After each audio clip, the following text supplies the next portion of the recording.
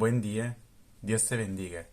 Te doy la bienvenida a otra lectura de la Biblia del Oso. El día de hoy vamos a ir a Eclesiastés, como lo hemos hecho anteriormente. Vamos al capítulo 11, otra vez, ya habíamos estado ahí. Pero vamos a ir ahora al versículo 9 y solo vamos a leer el versículo 9. Repito, Eclesiastés 11:9.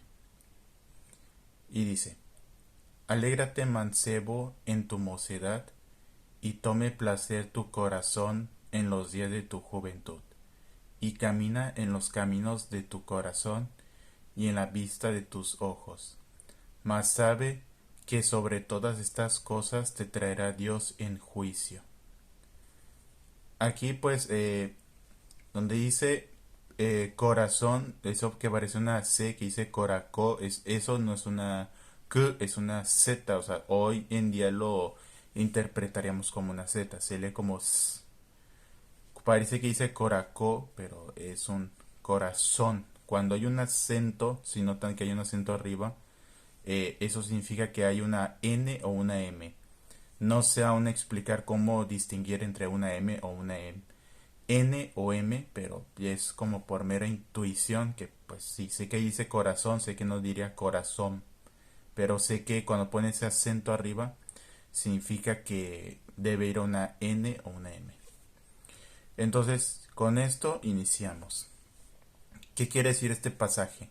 Hay que tener mucho cuidado a la hora de querer interpretar este pasaje.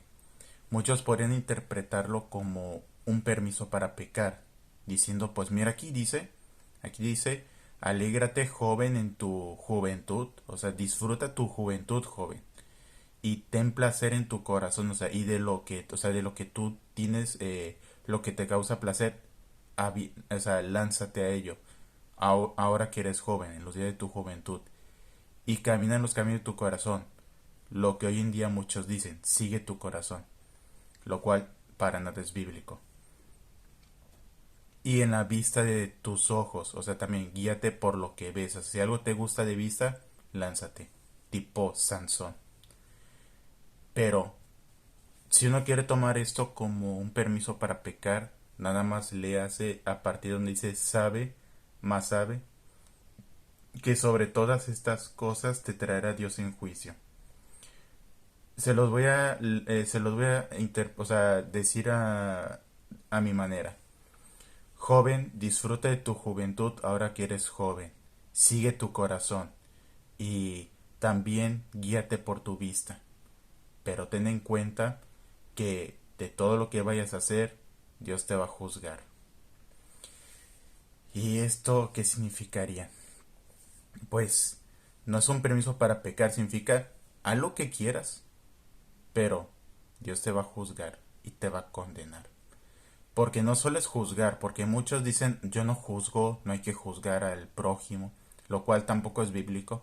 Lo que sí es bíblico, eso sí, lo que dijo claro, lo que es bíblico es no juzgar según apariencias. Es decir, si yo voy a juzgar, o sea, voy a emitir una opinión de otra persona solo por su apariencia, es donde sí estoy mal. Yo no puedo juzgar a alguien por cómo se ve, pero sí dice la Biblia juzgar con justo juicio. ¿Y qué es juzgar? Porque muchos dicen, yo no juzgo. Bueno, ¿qué es juzgar? Juzgar es emitir una opinión. Es eso. O sea, si yo digo no me gustó esto, estoy juzgando. Estoy diciendo no me gustó esto. ¿Por qué? Porque está muy salado. O esto porque tiene un color que no combina. Eso es emitir un juicio. Entonces, todos hemos hecho juicios. El que diga que yo no juzgo, el que diga yo no juzgo, miente. Todos juzgamos. De hecho, prácticamente todos los días juzgamos. Claro, hay juicios correctos, hay juicios que no.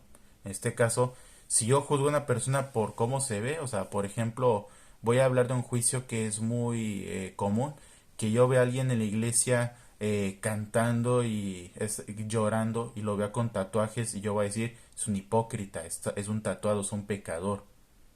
Pero ahí es donde aplica lo del juzgar según apariencias, porque solo estoy juzgando de acuerdo a lo que estoy viendo. Yo no estoy de acuerdo con los tatuajes, no los estoy, o sea, no estoy diciendo todos tatúense.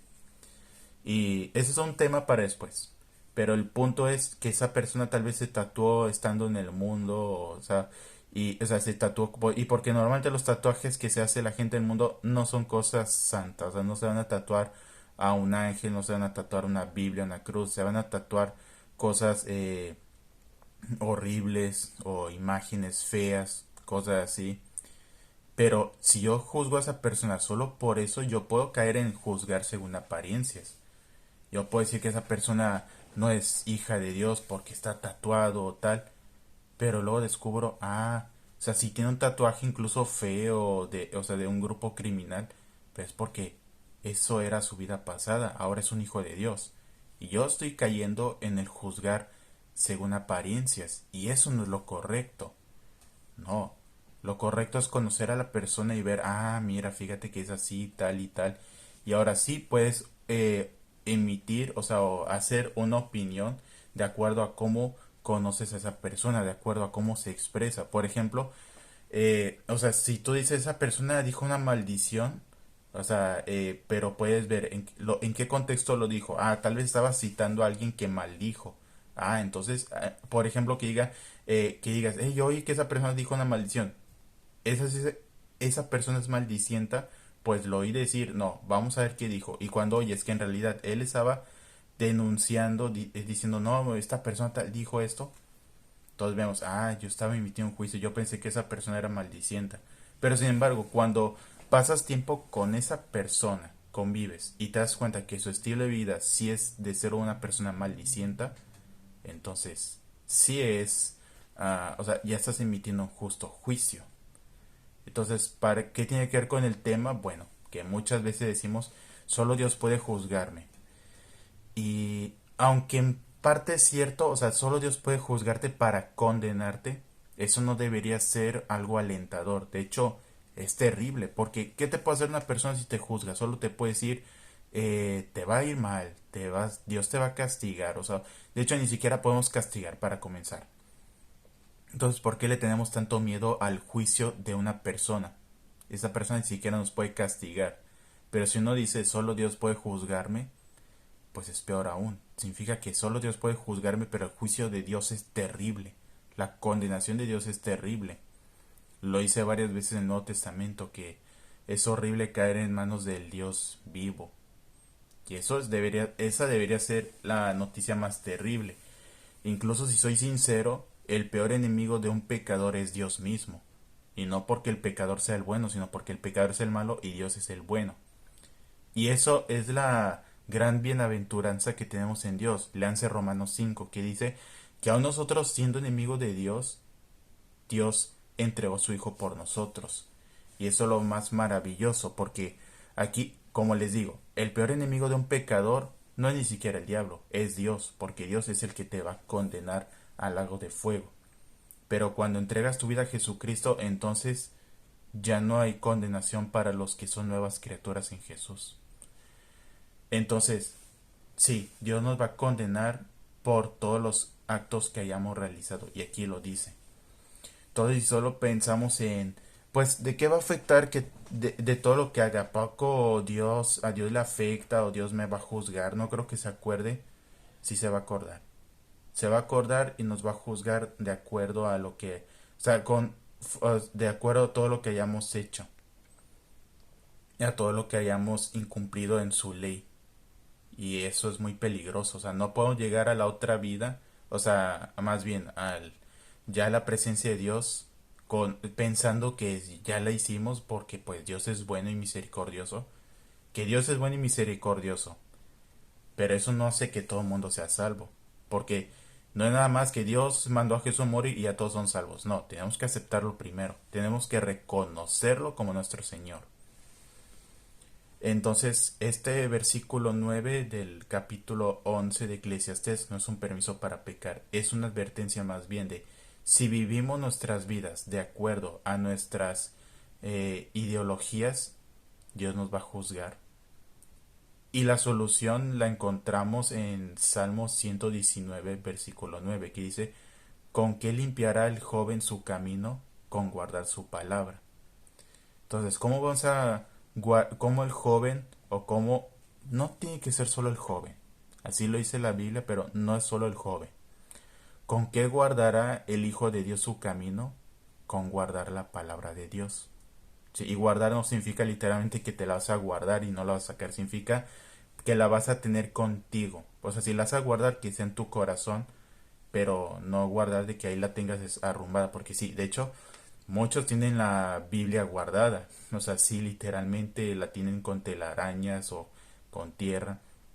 No se refiere a eso, se refiere a que la tengamos en nuestro corazón, aquí guardada, almacenada, escudriñada y aplicada sobre todo. Y es así como vamos a limpiar nuestro camino. Y limpiar significa, es como nos vamos a mantener en santidad. Entonces es muy importante tener este punto en cuenta. ¿Con qué limpiaremos nuestro camino? Con guardar la palabra de Dios. Y así es como nos vamos a librar del juicio del que se habla al final de este pasaje.